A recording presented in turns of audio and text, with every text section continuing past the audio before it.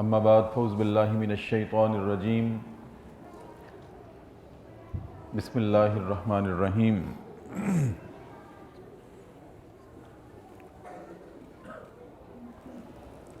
محمد الرسول اللہ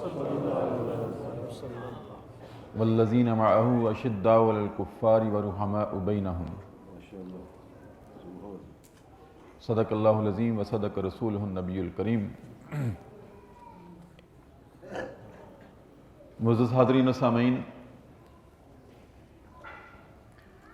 میرے لیے اعزاز کی بات ہے کہ آج میں جس بطل حریت کے ساتھ بیٹھا ہوں، کچھ تو میرے چہیتے شاگرد، میرے خاص شاگرد رشید جناب مولانا مفتی خلیل الرحمن یوسفی نے آپ کو بتایا کہ اللہ رب العزت نے اس ناچیز کا، اس پرتکثیر کا ایک انتخاب کیا کہ دنیا میں پہلی مرتبہ، تاریخ انسانیت میں پہلی مرتبہ اللہ رب العزت نے 1400 سال کے بعد کلام اللہ کا ایک معجزہ ان گناہگار ہاتھوں سے رونما اس طرح سے کیا کہ پورے ترجمے میں ایک بھی نقطے والا لفظ استعمال نہیں ہوا۔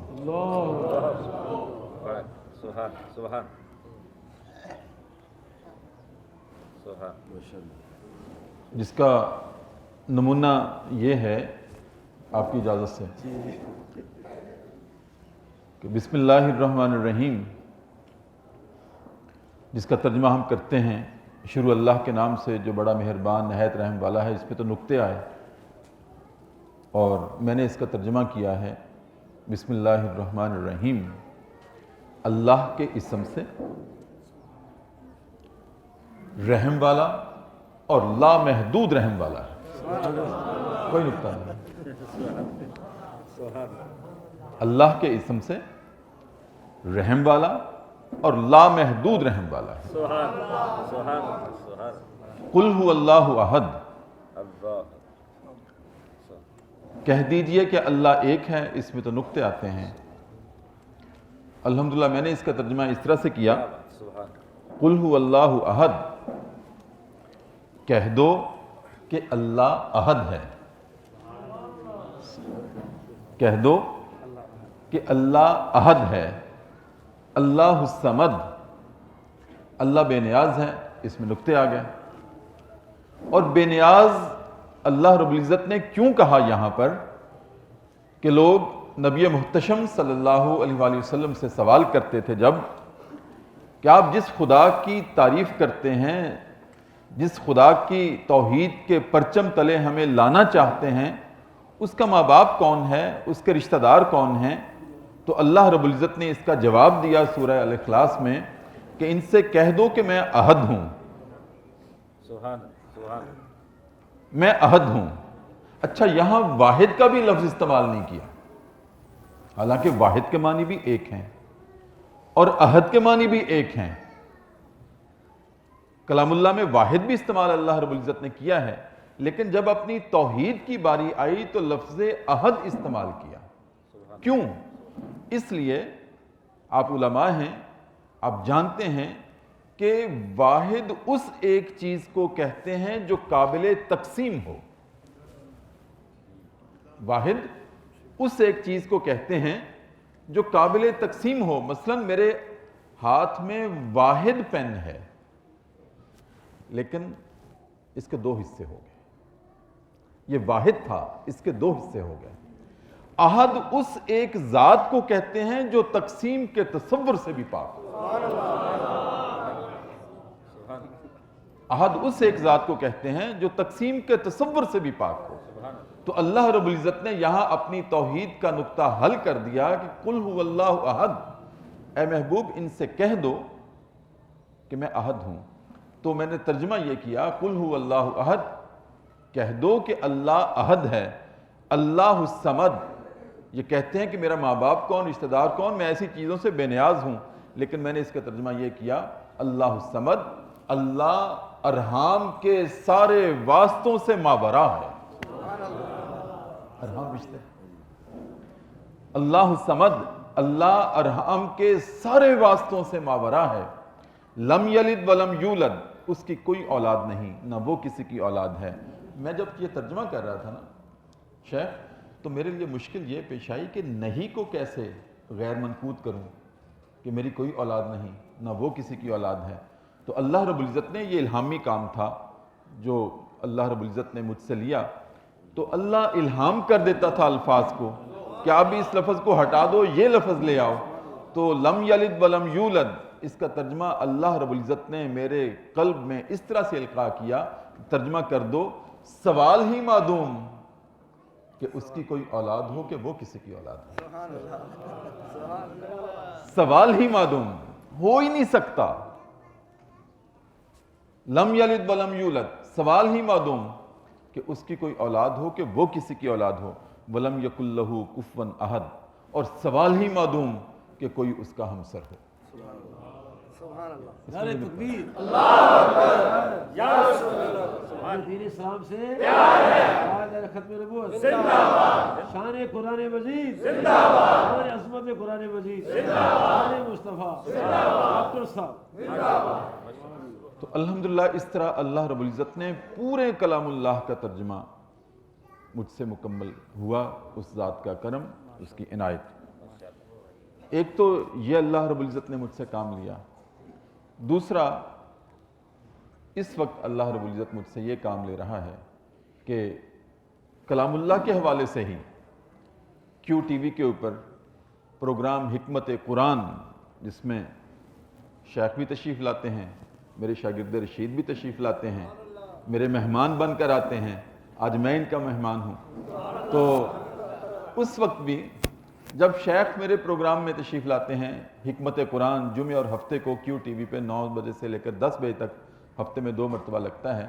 اس پروگرام میں بھی شیخ میں کلام اللہ کو میڈیا کی دنیا میں پہلی مرتبہ ایک ترتیب سے شروع کیا ہے، چل رہا ہے. 2.25 سال ہو گئے ہیں پروگرام شروع کیے ہوئے، ابھی 2.25 سپارے ہوئے ہیں. تو ملا ہے تو یہ احساس ہوا ہے مجھ کو، یہ میری عمر محبت کے لیے تھوڑی.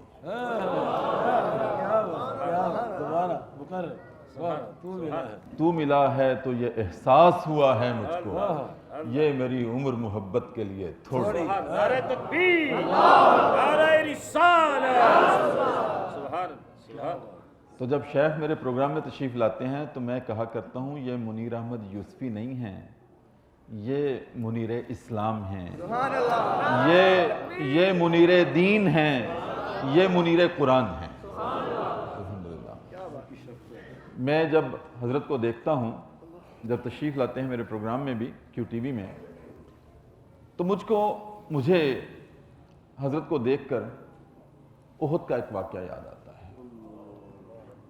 میں آؤں گا، حضرت صدیق اکبر پہ بھی آؤں گا. احد کا ایک واقعہ یاد آتا ہے. احد کا میدان تھا، احد کا کہ نبی کریم صلی اللہ علیہ وآلہ وسلم کے رخسار مبارک پر ایک دشمن اسلام کی تلوار کی نوک لگ گئی. جب تلوار کی نوک لگ گئی تو نبی کریم کے رخسار مبارک سے خون کا ایک قطرہ ٹپکا تھا. حضرت جانتے ہیں، آپ بھی علماء ہیں ماشاءاللہ، جانتے ہیں، میں طالب علم. جب آپ کے رخسار مبارک سے خون کا ایک قطرہ ٹپکا تو عشاق صحابہ کرام نے گھیرا ڈال لیا. کوئی دامن اٹھا کے کھڑا ہو گیا، کوئی ایسے ہاتھ اٹھا کے کھڑا ہو گیا کہ کب وہ خون کا قطرہ نیچے گرے گا اور میرے ہاتھوں میں آ جائے، میں اپنے چہرے پہ مل لوں. کوئی دامن اٹھائے کھڑا ہے، کوئی ہاتھ اٹھائے کھڑا ہے، کوئی پلکیں اٹھائے کھڑا ہے. اسی اثناء میں انتظار کر رہے تھے کہ وہ خون کا قطرہ نیچے گرے اور ہم اس کو اٹھا لیں. عشاق صحابہ کرام کے درمیان حضرت مالک بن سنان رضی اللہ تعالیٰ عنہ بھی کھڑے تھے اسی جھمگٹے میں. مالک بن سنان رضی اللہ تعالیٰ عنہ نے دیکھا کہ لوگ تو انتظار کر رہے ہیں کہ کب نبی کریم کے رخسار مبارک سے خون کا ٹپکنے والا قطرہ نیچے آئے تو ہم اس کو ہاتھوں میں اٹھا لیں۔ انہوں نے دیکھا کہ لوگ انتظار کر رہے ہیں، وہ آگے لپکے اور اپنے ہونٹ مبارک نبی کریم کے رخسار پر رکھ دیے اور وہ خون کا قطرہ چوس لیا۔ سبحان اللہ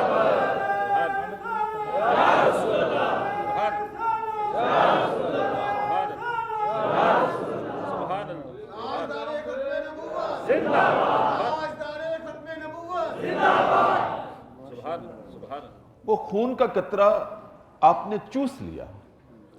صحابہ نے جب یہ منظر دیکھا تو کہنے لگے مالک آپ نے یہ کیا کیا کہ نبی کریم کے خون کا قطرہ پی گئے ہو، چوس لیا تم نے۔ حیران ہو کر دیکھنے لگے تو نبی محتشم صلی اللہ علیہ وسلم نے ایسے آنکھ اٹھا کے فرمایا میرے صحابہ مالک بن سنان پہ ملامت نہ کرو، میرے صحابہ مالک بن سنان پہ ملامت نہ کرو، جس نے دنیا میں ایسے شخص کو دیکھنا ہو کہ جس کے خون سے میرے خون کی آمیزش ہو گئی ہو وہ مالک بن سنان کو دیکھنا۔ یہ تو رتبہ بلند ملا جس کو مل گیا، ہر مدعی کے واسطے دار و رسن کہاں۔ جس نے دنیا میں ایسے شخص کو دیکھنا ہو کہ جس کے خون سے میرے خون کی آمیزش ہو گئی ہو وہ مالک بن سنان کو دیکھ لے ابھی۔ تو میں کہا کرتا ہوں جس نے دنیا میں ایسے شخص کو دیکھنا ہو جو دین اور دنیا کا ایک خوبصورت امتزاج ہو وہ منیر احمد یوسفی کو دیکھ لے، کہ جو اس طرح سے آبیاری کر رہے ہیں اس نسل نو کی کہ ان کو دین بھی سکھا رہے ہیں اور دنیا کی تعلیم بھی دے رہے ہیں۔ وہ اس بڑھاپے کو دیکھ لے جس پہ جوانی بھی ناز کرتی ہے، جوانی بھی چاہتی ہے مجھے یہ بڑھاپا نصیب ہو۔ کہاں سے لائیں گے ہم؟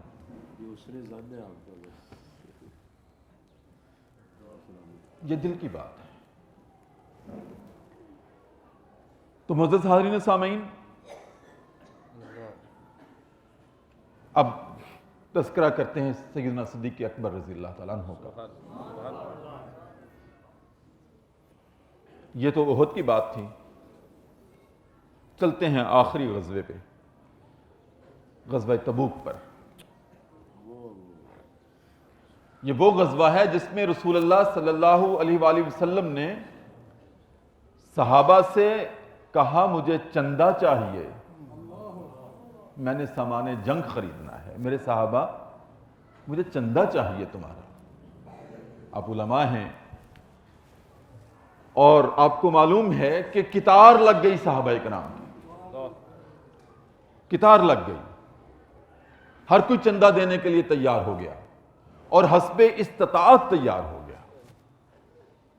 اور جید صحابہ کرام جب وہ لائن میں لگ گئے، آج ہر ایک کی خواہش ہے کہ میں سبقت لے جانا چاہتا ہوں، آج ہر ایک کی خواہش ہے کہ میں سبقت لے جانا چاہتا ہوں۔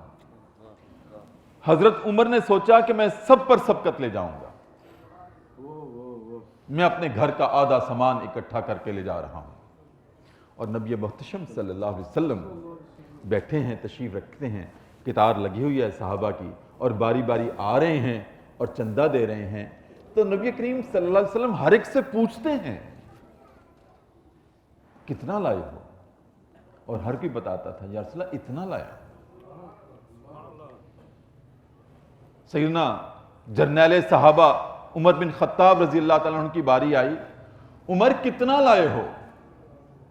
کہا یا رسول اللہ گھر کا آدھا سامان آپ کی خدمت میں آپ کے قدموں پہ پیش کر رہا ہوں اور آدھا چھوڑ آیا ہوں۔ ماشاءاللہ، سبحان اللہ، سبحان اللہ، سبحان اللہ، کیا بات۔ اور باری آئی اس انتخاب رسول کی جس کو کہا کہ میرے بعد ابو بکر سے کہو کہ نمازیں پڑھائے۔ تو میری ماں کہتی ہے امی عائشہ طاہرہ صدیقہ رضی اللہ تعالیٰ عنہ کہتی ہیں میرے سرتاج میرے ابا میں اتنی سکت نہیں ہے کہ وہ آپ کی غیر موجودگی میں آپ کے مصلے پہ کھڑے، وہ بہت رقیق القلب ہیں، یا رسول اللہ ان سے نہیں ہوگا۔ کہا نہیں، میں چاہتا ہوں۔ جب ان کی باری آئی، اب نبی محتشم صلی اللہ علیہ وسلم نے یہ نہیں پوچھا کہ ابو بکر کیا لائے ہو، سوال کا رخ پلٹ دیا، دیکھا کہ ابو بکر لے تو سارا کچھ آئے ہیں لیکن عمر کے آدھے سے بھی کم ہے ابھی، تو آپ نے یہ نہیں پوچھا کہ ابو بکر کتنا لائے ہو، آپ نے سوال کا رخ پلٹ دیا کہ ابو بکر گھر کیا چھوڑ کے آئے ہو۔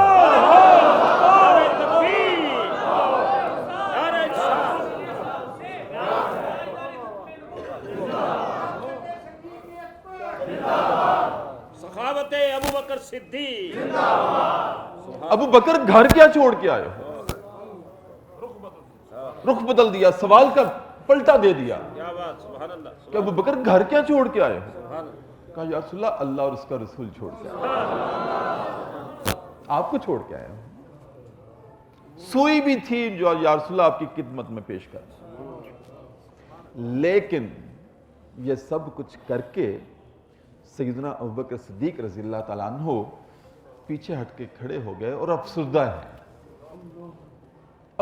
ہیں ابھی، غم ہے ایک اندر کھائے جا رہا ہے کہ عثمان اتنا لائے اور عمر آدھا لائے، میں سب کچھ لایا، سوئی تک لے آیا، پھر بھی عمر کا مقابلہ نہیں کر سکا، عمر سے ابھی اس کے آدھے سے بھی میرا سارا مال کم ہے، افسردہ کھڑے ہیں۔ جب افسردہ چپ چپ کھڑے تھے، جبرائیل امین تشریف لائے، جبرائیل امین تشریف لائے، آئے کس کی خدمت میں؟ سید المرسلین کی خدمت میں آئے، آ کے سلام کیا اور کہا کہ یا رسول اللہ پتا مجھے اس لیے اللہ رب العزت نے کیوں بھیجا ہے آپ کے پاس؟ کہا جبریل کیوں بھیجا ہے؟ کہا یا رسول اللہ اللہ رب العزت نے مجھے اس وقت آپ کی خدمت میں اس لیے بھیجا ہے کہ اپنے دوست سے پوچھیں کہ چپ چپ کیوں کھڑے ہیں، اپنے دوست سے پوچھیں کہ چپ چپ کیوں کھڑے ہیں، افسردہ سے کیوں کھڑے ہیں؟ اللہ کہتے ہیں مجھ سے بھی نہیں دیکھا جا رہا۔ حالانکہ اللہ کو معلوم ہے، دل کی کیفیتیں وہ جانتا ہے، لیکن تسلی اور تشفی اور تحسین اور ستائش کے لیے جبرائیل کو بھیجا کہ جبرائیل جا کے کہہ دو، میرے نبی سے کہہ دو کہ اپنے دوست سے کہیں اس لیے چپ چپ ہیں کہ ان کا سارا مال عمر کے آدھے سے بھی کم ہے۔ تو جبریل جا کے کہہ دو کہ نبی کریم صلی اللہ علیہ وسلم سے یہ کہہ دو اپنے دوست کو بتا دیں کہ اللہ کہتا ہے میں اتنا خوش ہو گیا ہوں، میں ان کے تھوڑے مال پہ بھی اتنا خوش ہو گیا ہوں، اتنا خوش ہو گیا ہوں کہ اس وقت میرے عرش پر جتنے ملائکہ ڈیوٹی دے رہے ہیں میں نے سب کو ابو بکر صدیق جیسا لباس پہنا دیا، میں اتنا خوش ہو گیا ہوں۔ وہ کیوں چپ چپ کھڑے ہیں؟ کیا براہ راست تار ملے ہوئے ہیں، کیا براہ راست تار ملے ہوئے ہیں؟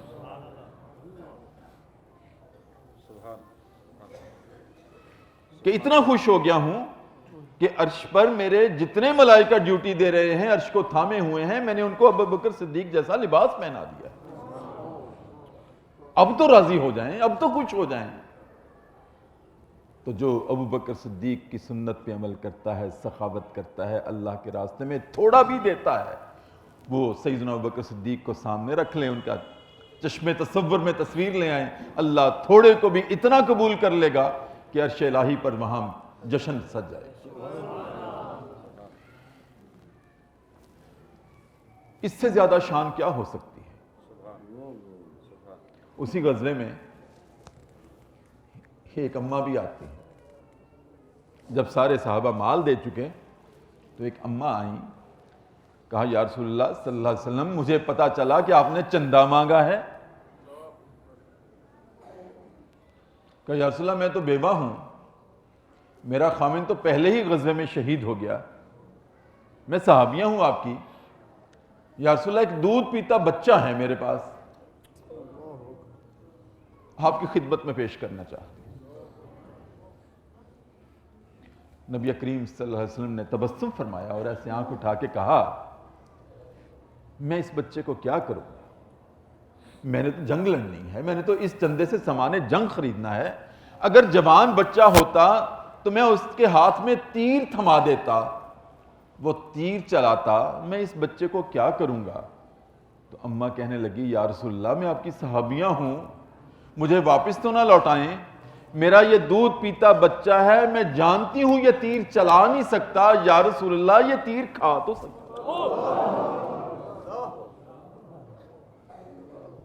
یہ تیر کھا تو سکتا ہے، اللہ اللہ میں چاہتی ہوں جب آپ اس غزوے میں صف آ رہا ہوں اپنے صحابہ کے ساتھ، جب کوئی تیر آپ کی طرف آئے تو یا رسول اللہ میرے اس بچے کو ڈھال بنا لیجئے گا، تیر اس کو لگ جائے آپ کو نہ لگے، میری قربانی تو قبول ہو جائے۔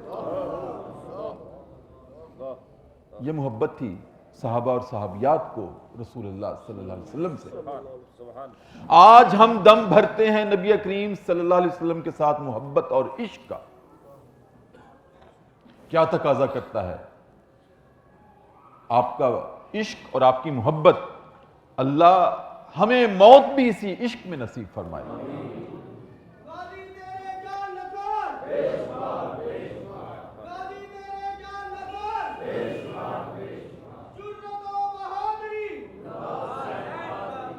سبحان اللہ۔ عشاق رسول کا تذکرہ بھی آپ نے چھیڑ دیا، عصر حاضر کے عشاق رسول، میں تو ابھی وہاں ہوں۔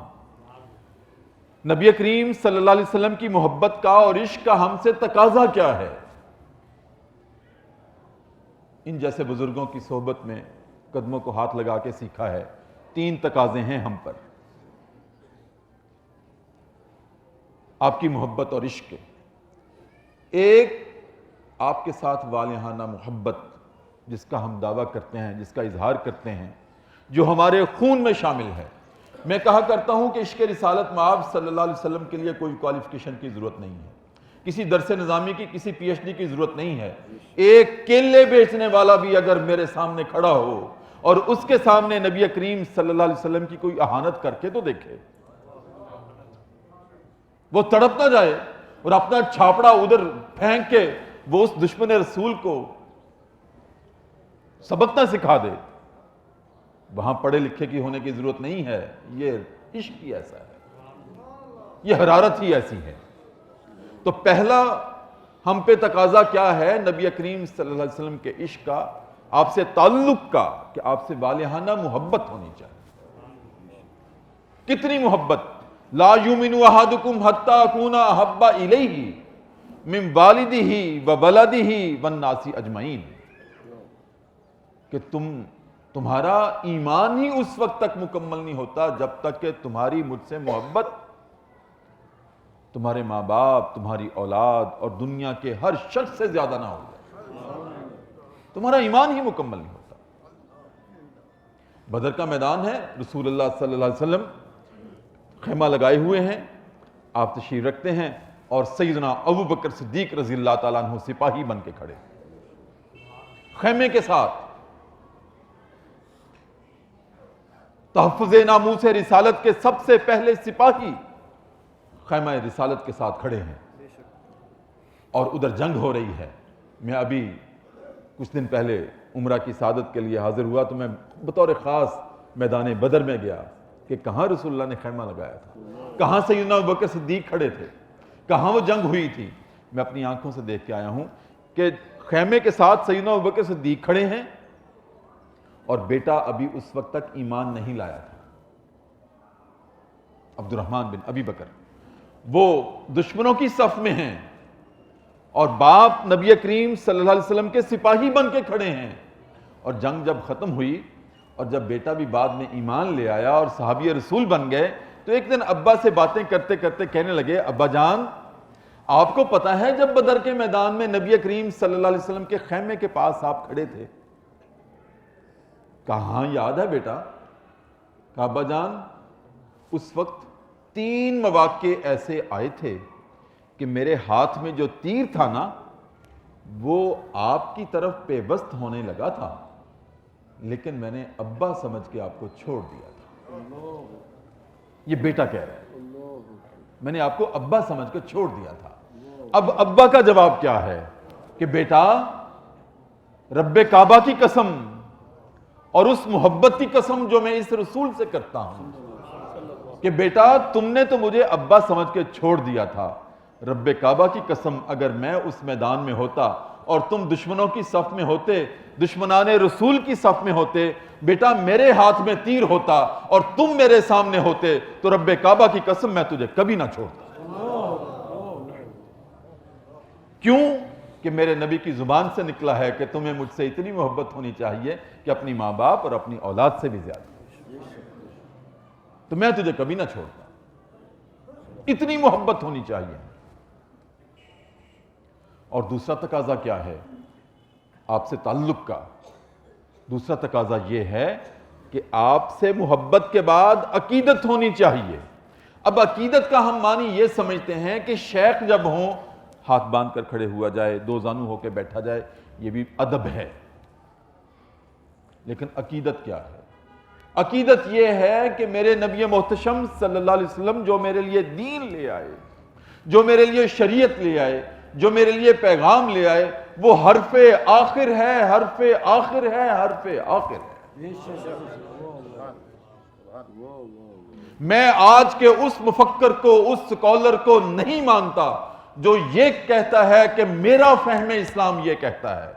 تیرے فہم اسلام کی میرے نزدیک کوئی حیثیت نہیں ہے، میرا فہم اسلام وہی ہے جو میرے رسول کا تھا۔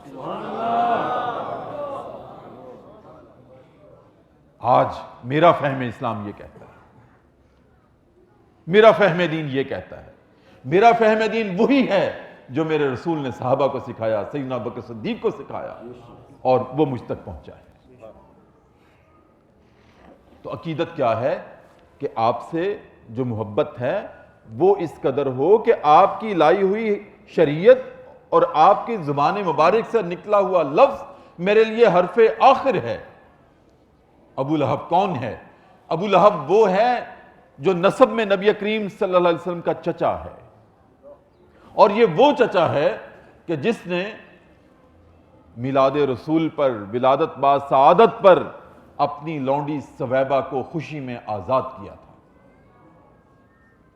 کہ میرے بھتیجے کے گھر میں، میرے بھائی کے گھر میں میرا بھتیجا بیٹا پیدا ہوا ہے، میں اس خوشی میں اپنی کنیز سویبہ کو آزاد کرتا ہوں۔ یہ کیا تھا؟ محبت نہیں تھی، یہ محبت تھی، محبت میں آزاد کیا تھا۔ لیکن جب میرے نبی نے اسی چچا کو کہا کہ قولوا لا الہ الا اللہ، تو اسی چچا نے آپ کو مارنے کے لیے پتھر اٹھانا جب چاہا تو اللہ رب العزت نے کیا کہا کہ ابو لہب تم وہی ہونا جس نے میرے نبی کی اس محبت میں، ان کی ولادت با سعادت کے موقع پر تم نعرے مارتے ہو کہ میں نے سویبہ کو آزاد کیا تھا۔ اب میرے رسول نے یہ کہا ہے کہ قولوا لا الہ الا اللہ، تم ہاتھ اٹھاتے ہو پتھر مارنے کے لیے۔ تبت یدا ابی لہب وتب، اے ابو لہب اپنی محبتیں اپنے پاس رکھو، اگر تم میرے نبی کی بات ماننے کے لیے تیار نہیں ہے، لعنت ہے تمہاری اس محبت پر، میں نہیں مانتا ایسی محبت کو جب تم میرے نبی کی شریعت کے تابع نہیں ہوگے،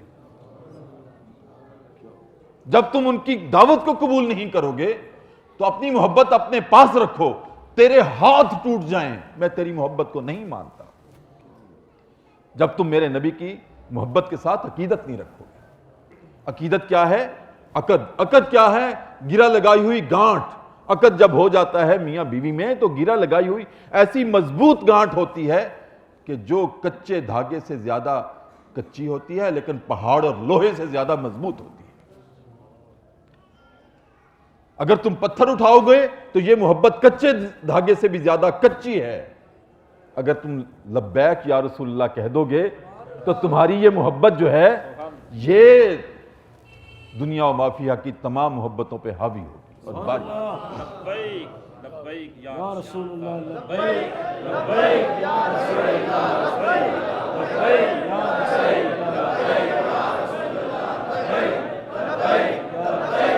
رسول تاجدار ختم نبوت، تاجدار ختم نبوت۔ سبحان اللہ سبحان۔ تو نبی کریم کے تعلق کے ہم پہ تقاضے ایک محبت ہو، دوسری عقیدت ہو۔ آپ نے کہہ دیا بس کہہ دیا، پھر مجھے میری عقل کے گھوڑے دوڑانے کی مجھے اجازت نہیں ہے کہ یہ کیوں ہے اور کیسے ہے، بس میرے نبی کا فرمان ہے، میں مر مٹنے کے لیے تیار ہوں۔ 2 تقاضے، اور تیسری آپ کی اطاعت ہونی چاہیے، محبت، عقیدت اور اطاعت۔ کتنی اطاعت؟ رسول اللہ صلی اللہ علیہ وآلہ وسلم صحابہ کے ساتھ چہل قدمی فرما رہے ہیں، صحابہ کے ساتھ چہل قدمی فرما رہے ہیں، اور چہل قدمی کرتے کرتے آپ جب چل رہے ہیں تو صحابہ آپ کے قدموں کو دیکھ رہے ہیں کہ یا رسول اللہ چلتے کیسے ہیں، کتنا قدم اٹھاتے ہیں، آدھے فٹ کا اٹھاتے ہیں، 6 انچ کا اٹھاتے ہیں، اتنا ہی صحابہ اٹھاتے ہیں جیسے فوج اٹھاتی ہے۔ نبی کریم پہلے دایاں اٹھاتے ہیں، آپ بھی دایاں اٹھاتے ہیں، صحابہ بھی، اطاعت ہو رہی ہے، اتباع ہو رہی ہے، آپ بھی دایاں اٹھاتے ہیں، پھر نبی کریم بایاں اٹھاتے ہیں، صحابہ بھی بایاں اٹھاتے ہیں۔ یہ فوجی تربیت یہ فوج کی نہیں ہے، یہ صحابہ سے آئی ہے۔ کیسے قدم اٹھاتے ہیں اپنے جرنیل کے پیچھے، تو وہ دیکھ دیکھ کے صحابہ قدم اٹھا رہے ہیں۔ سیدنا عمر بن خطاب رضی اللہ تعالیٰ عنہ، جرنیل صحابہ، مراد رسول صلی اللہ علیہ وسلم، وہ بھی نبی کریم کے ساتھ ساتھ ہیں۔ درمیان میں ایک نالی سی آ گئی، چلتے چلتے ایک خالی سی آ گئی، نبی کریم نے بھی عبور کر لی صلی اللہ علیہ وسلم، اور صحابہ نے بھی عبور کر لی۔ جب عبور کر لی تو باتیں کرتے کرتے نبی کریم نے دیکھا عمر نہیں ہے ساتھ، عمر نہیں ہے۔ ادھر ادھر دیکھ کے پوچھا عمر کہاں ہے؟ صحابہ نے پیچھے مڑ کے دیکھا تو عمر پیچھے کھڑے ہیں، نالی کے پیچھے کھڑے ہیں۔ کہا عمر کیوں کھڑے ہو ادھر؟ کہا یا رسول اللہ کیا بتاؤں کیوں کھڑا؟ کہا بتاؤ تو صحیح، پیچھے کیوں کھڑے ہو؟ کہا یا رسول اللہ جب آپ چل رہے تھے نا تو میں سب کے ساتھ آپ کے قدموں کو دیکھ دیکھ کے چل رہا تھا، جب یہ نالی درمیان میں آئی تو یا رسول اللہ میری نظر کہیں خطا ہو گئی تھی، میں دیکھ نہیں سکا کہ اس کو عبور کرتے ہوئے آپ نے دایاں قدم پہلے اٹھایا تھا یا بایاں اٹھایا۔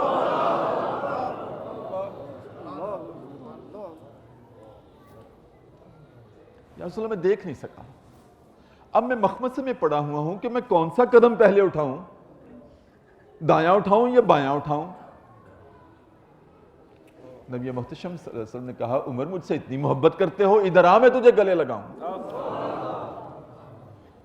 بلایا، ماتھا چوما اور گلے لگایا، عمر فی الجنہ، تم جنتی ہو۔ اتنی محبت، اتنی عقیدت اور اتنی اطاعت ہونی چاہیے۔ میں آج رونا روتا ہوں،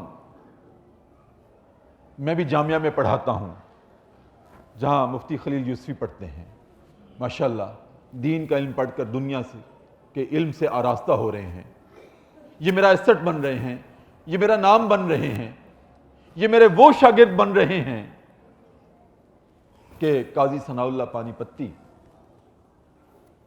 نے جب تفسیر لکھی شیخ، تو قاضی ثناء اللہ پانی پتی نے، یہ آپ کا بیٹا ہے میرا شاگرد ہے، آپ کی اجازت سے کچھ کہنا چاہتا ہوں۔ قاضی ثناء اللہ پانی پتی نے جب تفسیر لکھی تو تفسیر کس کے نام کی؟ اپنے شیخ، اپنے استاد کے نام کی، مولانا مظہر جانے جانا کے نام۔ تفسیر مظہری ہے ان کی تفسیر کا نام، قاضی ثناء اللہ پانی پتی کی تفسیر کا نام تفسیر مظہری ہے۔ اور مولانا مظہر جانے جانا کہتے ہیں اپنے شاگرد کے بارے میں، کہتے ہیں جب روز محشر سجے گا اور میں اللہ کی عدالت میں حساب و کتاب کے لیے جب پیش ہوں گا، اور اگر اللہ نے مجھ سے پوچھ لیا کہ مظہر آج اپنی بخشش کے لیے کیا لائے ہو، میں قاضی ثناء اللہ پانی پتی کو آگے کر دوں گا، الہ العالمین یہ لایا ہوں، یہ میری پروڈکٹ ہے، یہ مفسر قرآن لایا ہوں، اگر یہ جنتی ہے تو میں تو اس کا استاد ہوں۔ تو مجھے کہنے کی اجازت دیجیے، اگر اللہ نے مجھ سے پوچھ لیا کہ ڈاکٹر طاہر مصطفیٰ اپنی بخشش کے لیے کیا لائے ہو، تو میں خلیل احمد یوسفی جیسے شاگردوں کو آگے کر دوں گا کہ الہ العالمین یہ لایا ہوں۔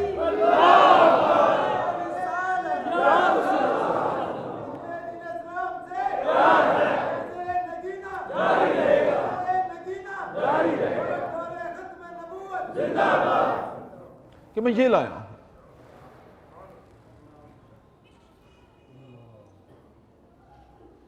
کہ اگر یہ مقبول ہے پھر میرا تو حق بنتا ہے۔ آپ نے غازی کی بات چھیڑی تھی، غازی ممتاز قادری کی، نور اللہ مرکدہ،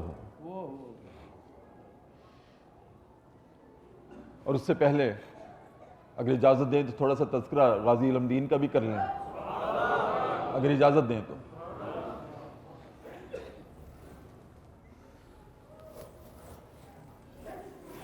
غازی علم دین نے جب راجپال کو قتل کیا،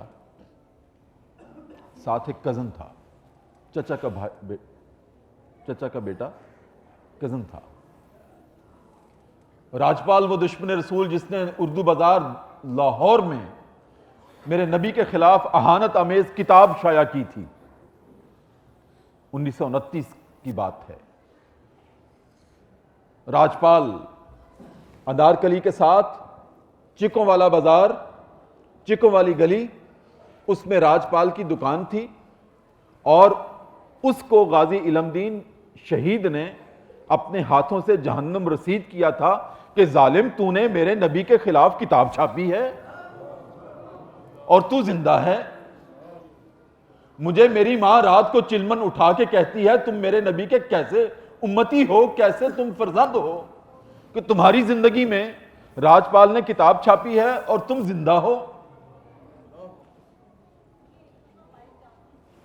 تو اپنی ماں سے کہا غازی علم دین نے، جس دن قتل کیا راجپال کو، اس دن صبح علی صبح اپنی ماں سے کہا اماں مجھے 5 روپے چاہیے۔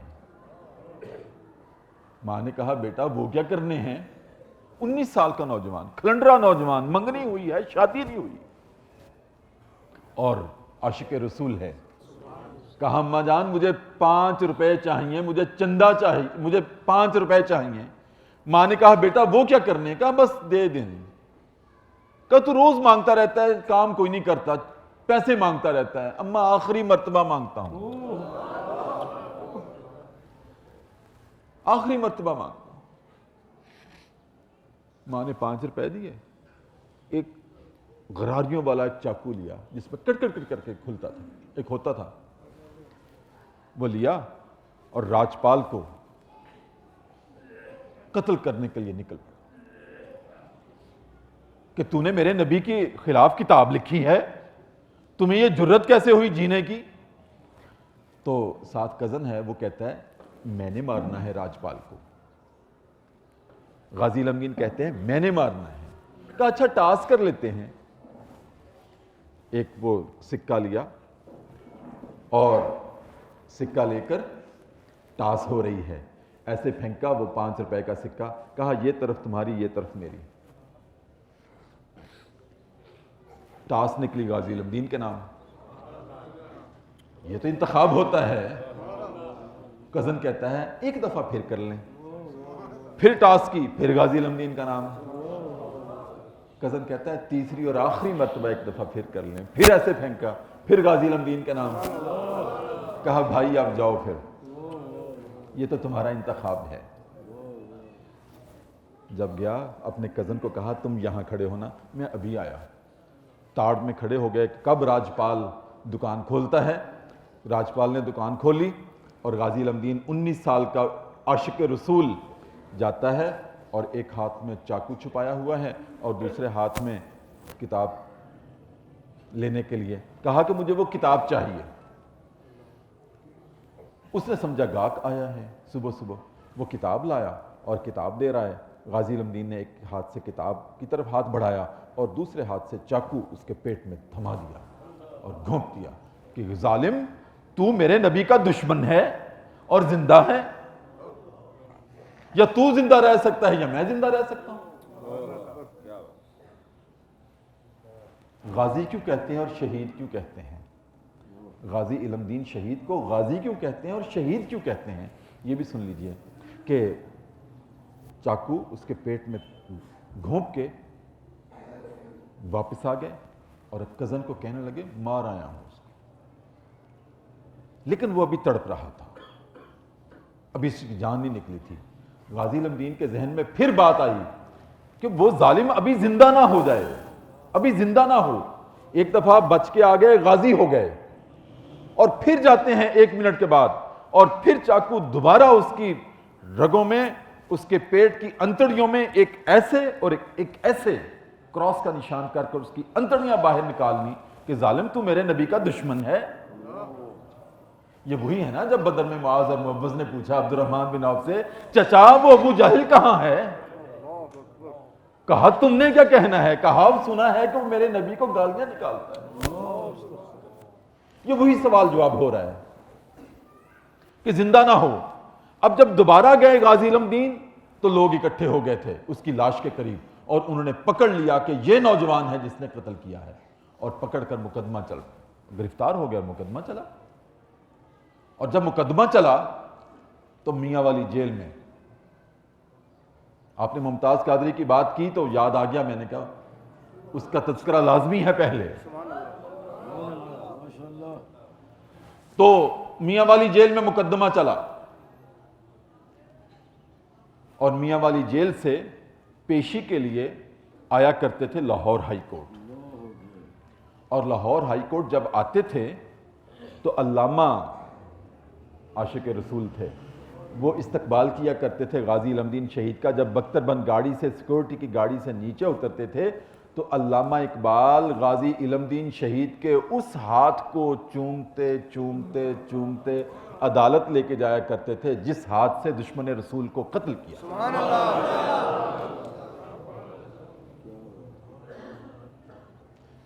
میرے ہاتھوں سے رنگ اور خوشبوئیں جاتی نہیں، میں نے اس میں محمد کو لکھا بہت اور چوما بہت۔ تو غازی علم دین شہید کے ہاتھوں کو چومتے چومتے اندر ہائی کورٹ میں جایا کرتے تھے علامہ اقبال، اور بیٹھے بھی روئی جاتے تھے اور ہاتھوں کو چومتے رہتے تھے۔ مقدمہ چل رہا ہے، اور وکیل کون ہے؟ قائد اعظم ہیں، محمد علی جناح ہیں۔ ایک دن وکالت کا نقطہ نکالا بطور وکیل قائد اعظم، کہا کہ غازی صاحب موت کی سزا ہو رہی ہے، اگر ایک بچنا چاہتے ہیں بطور وکیل، ایک نقطہ نکالا کہ اگر بچنا چاہتے ہیں تو عدالت میں صرف اتنا کہہ دیں کہ جب میں نے یہ کام کیا تھا راجپال کو مارنے کا تو میرے ہوش کام نہیں کر رہے تھے، تو میں آپ کو بچا لوں گا۔ غازی علم دین شہید نے جب قائد اعظم کی بطور وکیل یہ بچنے کی تدبیر سنی تو جواب میں پتہ کیا کہا؟ آپ کہتے ہیں میں عدالت میں کھڑا ہو کر یہ کہہ دوں کہ میں نے جب یہ کام کیا تھا تو مجھے ہوش نہیں تھا، اور زندگی میں ایک ہی مرتبہ تو ہوش آیا تھا جب میں نے نعرہ تکبیر،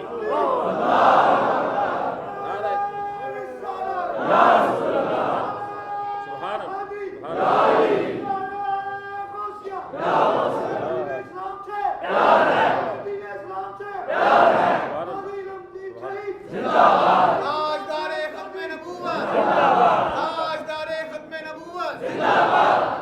زندگی میں ایک ہی تو کام ہے جو میں نے ہوش میں کیا تھا، اللہ، اسی لمحے تو مجھے ہوش آیا تھا۔ موت کی سزا ہوتی ہے تو ہونے دیں، میں تو اس وقت کے انتظار میں ہوں کہ کب مجھے پھانسی ہوگی، کب دربار رسالت کے دروازے کھلیں گے اور نبی محتشم اٹھ کے کہیں گے کہ آ میرے دیوانے، تم نے میری عزت کی لاج رکھی، آ تیرا ماتھا چوم لوں۔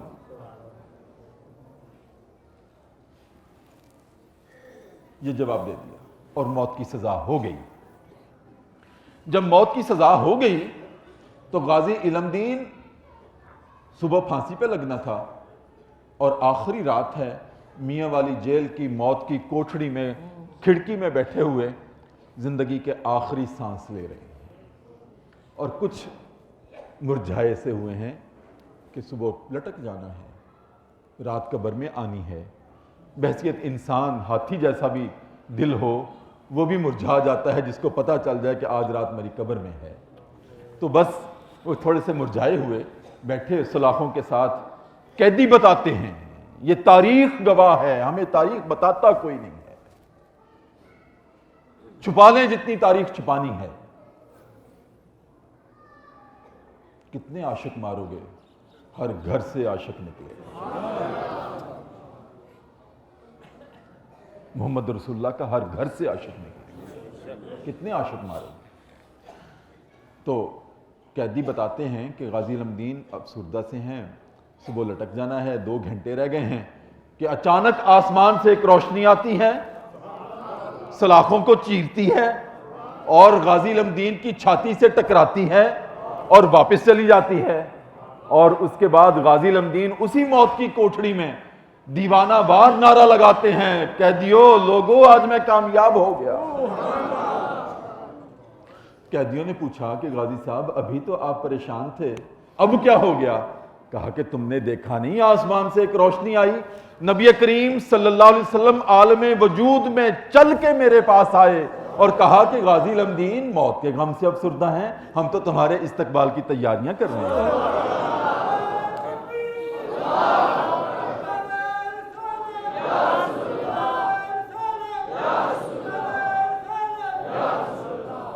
ہم تو تمہارے استقبال کی تیاریاں کر رہے ہیں، اب موت کے غم سے پریشان ہیں، ہم تو 2 گھنٹے کا انتظار کر رہے ہیں کہ کب تمہارا استقبال کریں گے۔ اور غازی علم دین شہید کو پھانسی ہو گئی۔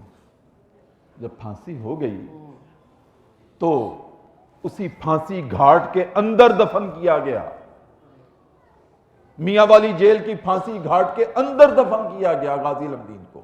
باہر ہنگامے ہو رہے تھے،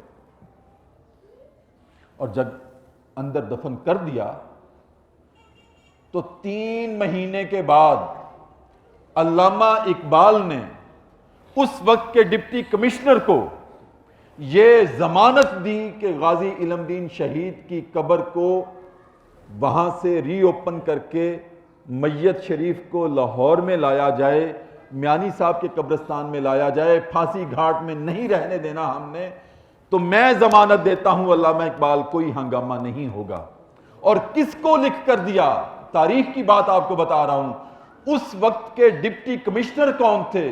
وہ سلمان تاثیر کے والد اے ڈی تاثیر تھے۔ والد سے اللہ نے کیا کام لیا اور بیٹا کیا نکلا؟ اے ڈی تاثیر سلمان تاثیر کا والد تھا، اس کو علامہ نے لکھ کر دیا تھا کہ میں ضمانت دیتا ہوں غازی علم دین شہید کی میت کو لاہور لایا جائے۔ اور جب میت لانے کے لیے قبر کو کھولا گیا 3 مہینے کے بعد، مجھے یہ بات مسجد میں بیٹھ کے کر رہا ہوں، یہ بات بتائی کس نے ہے؟ یہ غازی علم دین شہید کے سکے بھتیجے آج بھی ٹھوکر نیاز بیگ میں رہتے ہیں، ان کی زبان سے سن کر آپ کو بتا رہا ہوں کہ جب 3 مہینے کے بعد غازی علم دین شہید کی قبر کو کھولا گیا تو جہاں گردن میں رسہ ڈالا تھا پھانسی کا، وہاں سے ابھی بھی فریش خون ٹپک رہا تھا، ابھی بھی خون ان کی رگوں میں دوڑ رہا تھا۔ وَلَا تَقُولُوا لِمَنْ يُقْتَلُ وَمَنْ يُقْتَلُ فِي سَبِيلِ اللَّهِ أَمْوَاتٌ بَلْ أَحْيَاءٌ وَلَٰكِن لَا تَشْعُرُونَ، وہ زندہ ہیں۔ اور علامہ اقبال جب جنازہ لاہور میں لایا گیا، دوبارہ جنازہ ہوا تو وہ تاریخی جملہ پنجابی میں کہا، رو رہے تھے، دھاڑے مار رہے تھے اور رو رو کے کہہ رہے تھے ترخانہ دا منڈا بازی لے گیا سی منہ دیکھ دے رہے۔ اور پھر جب علامہ غازی علم دین شہید کو لحد میں رکھنے لگے اس وقت بھی تڑپے تھے کہ ٹھہرو اس لحد میں، علامہ اقبال کو پہلے لیٹ لینے دو، یہ عاشق رسول کی قبر ہے تاکہ یہ مٹی میری جسم سے لگ جائے اور میری بھی شفاعت کا باعث ہو۔ علامہ لیٹے اس قبر میں، اس لحد میں لیٹے. اور آخر میں ختم بھی علامہ پر ہی کر رہا ہوں کہ علامہ کے عشق کا اندازہ تو آپ نے کر ہی لیا ہے.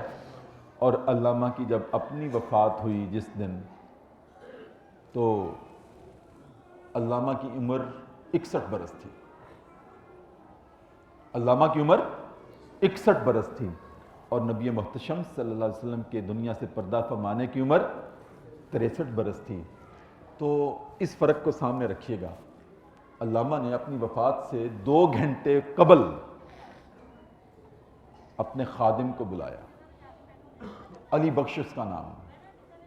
اپنے خادم کو بلا کے کہا کہ علی بخش، گواہ رہنا آج میں جا رہا ہوں. علامہ نے کہا علی بخش گواہ رہنا آج میں جا رہا ہوں، اور ساتھ کہا علی بخش گواہ رہنا کہ میں 61 برس کی عمر میں جا رہا ہوں. اور تیسری بات، علی بخش گواہ رہنا ایک غلام اپنے آقا کے 2 قدم پیچھے ہی چلتا ہوا اچھا لگا کرتا ہے. وآخر دعوانا ان الحمدللہ رب العالمین.